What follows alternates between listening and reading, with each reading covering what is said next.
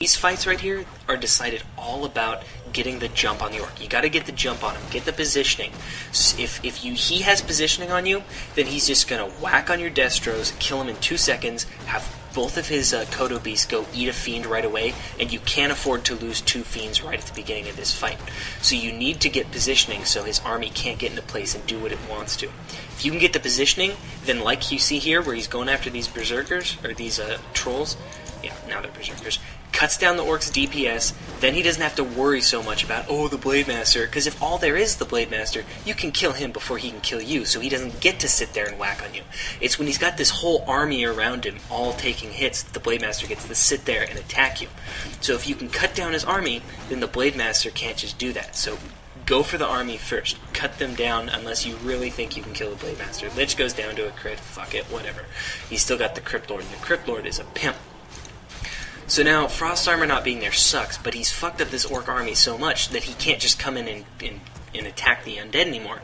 Because if he does, then the Blade Master can get whacked on by the Destros and the Fiends, and in a minute, Death Knight will have enough mana to pop a level 2 coil on him, and he'd get really fucked up. He might get impaled and then killed or something. So the orc has to back off because he doesn't have the army to protect his Blade Master anymore and do all this damage. So you notice the the undead use that as like a little proxy to buy time for him to throw up a counter expansion. This is one of your options. I mean, you can, if you have like this kind of army advantage, you can try to counter expo. And honestly, it's not a bad idea because the odds of you pushing down his expo are very low. There's this thing, the orc. Okay, there's a fight coming up, but I think EA Tavern is the Lich, it looks like. The Orc's Expo is hard to kill, because you have to kill the peasants, and then the building has a lot of hit points, and it's fortified. So he can back off, let you take his Expo down to, say, a third HP,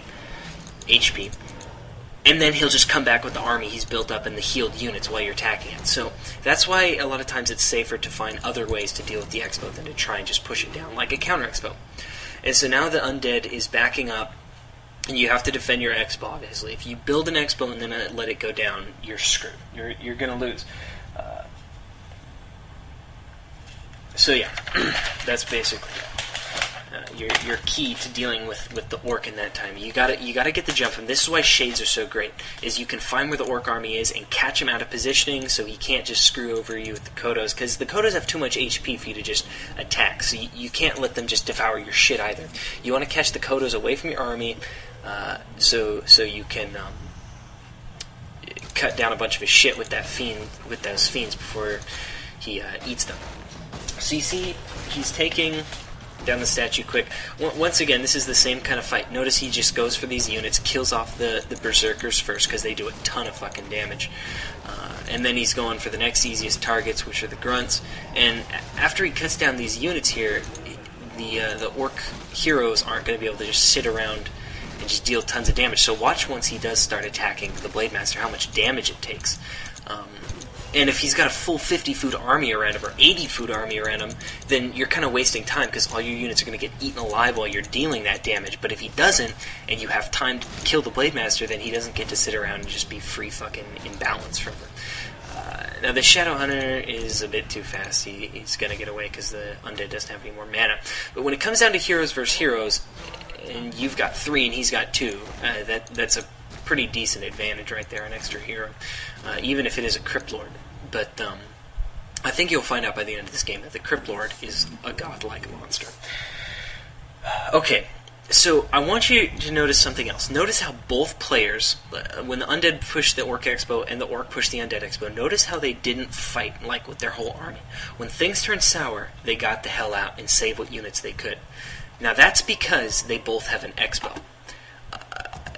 With expansions, you've got a lot of cash flowing in, so you can afford to rebuild a little bit of your army that got destroyed, and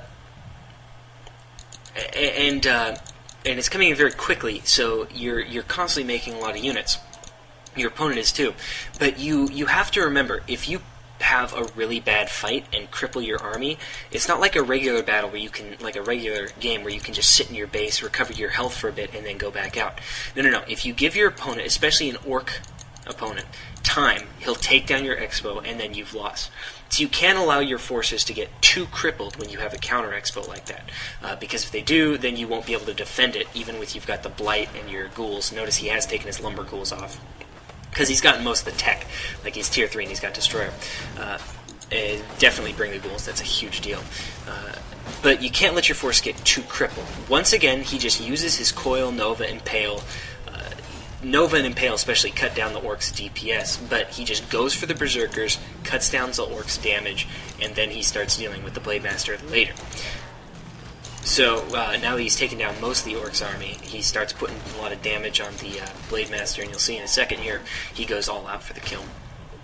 Oh shit, 236 crit, that's so stupid. Orc's using his last protection item there, and the Shadow Hunter doesn't have any more mana. They've got a lot of mana, but if they keep fighting with you and you've got statues or something, then you can out-mana the Orc.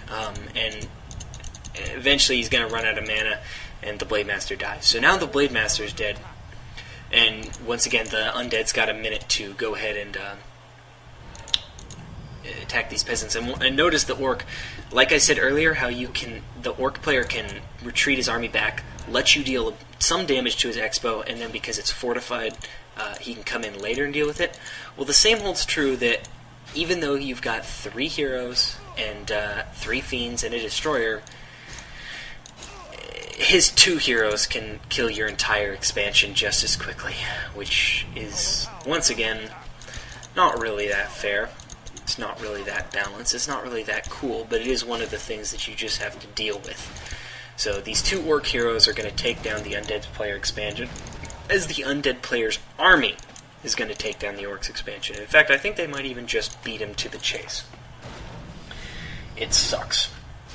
Balance is a lie. Yeah.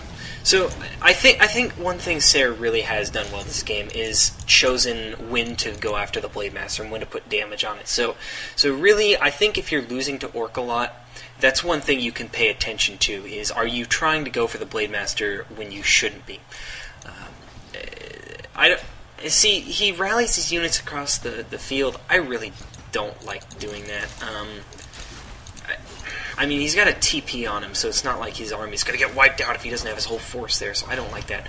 And even though he just beat the shit out of the Orc, because the Orc pulled his army back like he did into his base, and because the Orc still had a ton of money from expansions, keep in mind that when you first throw up an expansion, it doesn't pay for itself for a little while, but if you do have an expansion, you'll have an advantage from it, a gold surplus from it, even a bit after it's been destroyed. So that's why, even though the Undead player just won a fight, he then turned around and lost a fight and a couple units and had to TP out. So it sucks. And I hate Kotomis. They're like stupid as fuck.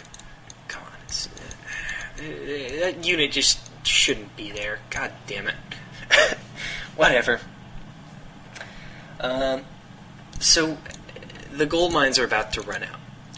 This isn't really a bad thing for Undead. If it were a one base, like they each had an expansion right now, I'd say this would be in the Orcs' favor, but it's not. I think when the gold mines run out like that, it can be very much in the Undead player's favor, because between statues, Blight, and the ability to unsummon their buildings to make the most use out of their resource, I think Undead has a pretty good sort of last push effort. I've won plenty of games, especially versus Night Elf. So when the gold mines run out, just getting this one, last stand army and pushing pretty hard. That's a good deal. Notice he's getting A-bombs. That's kind of dangerous.